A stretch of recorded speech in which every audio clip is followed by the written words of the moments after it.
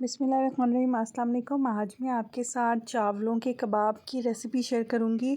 जो चावल आपके पास बच जाते हैं वो कोई भी नहीं अगर खाता तो आप उससे कबाब बनाइए। कोई भी गैस नहीं कर पाएगा कि ये राइस और पोटैटो के कबाब बने हुए हैं। ये रात के बचे हुए चावल हैं, तकरीबन 1 कप के करीब हैं। इसमें मैंने 2 आलू उबाल लिए हैं, वो ऐड कर रही हूँ।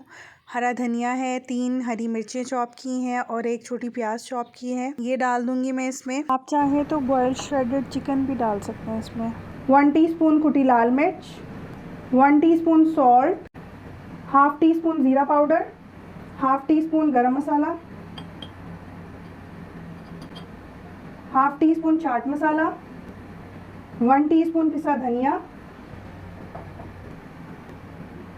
2 टेबलस्पून कॉर्नफ्लोर ऐड करूंगी, 1 एग ऐड करूंगी। अब इस सबको मैं अच्छे से मिक्स कर लूंगी और मिक्सिंग में आप टेस्ट के हिसाब से अपने स्पाइसेस को एडजस्ट कर सकते हैं। इसमें आप अपनी मर्ज़ी की वेजेस भी ऐड कर सकते हैं, शिमला मिर्च, मटर, गाजर, जो भी ऐड करना चाहें कर सकते हैं। हाथों को थोड़ा सा ग्रीस करेंगे और कबाब की शेप देंगे। आपकी मर्ज़ी है, आप जिस तरह से भी इनको शेप देना चाहें, राउंड, सर्कल, स्क्वायर।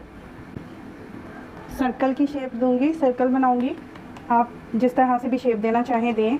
इस तरह से मैं सबकी शेप दे के तो फ्राई करूंगी। ऑयल मैंने गरम कर लिया, अब मैं इनको शैलो फ्राई करूंगी। आप चाहें तो इस पर अंडा और क्रम्स लगा सकते हैं, लेकिन ज़रूरत नहीं है। ये इसी तरह से बहुत क्रिस्पी बाहर से बनते हैं, अंदर से बहुत सॉफ्ट बनते हैं, क्योंकि हमने इसमें अंडा और कॉर्नफ्लोर ऐड किया है, जो कि बाइंडिंग एजेंट के तौर पे काम करेगा। वो कबाब बिखरने नहीं देंगे।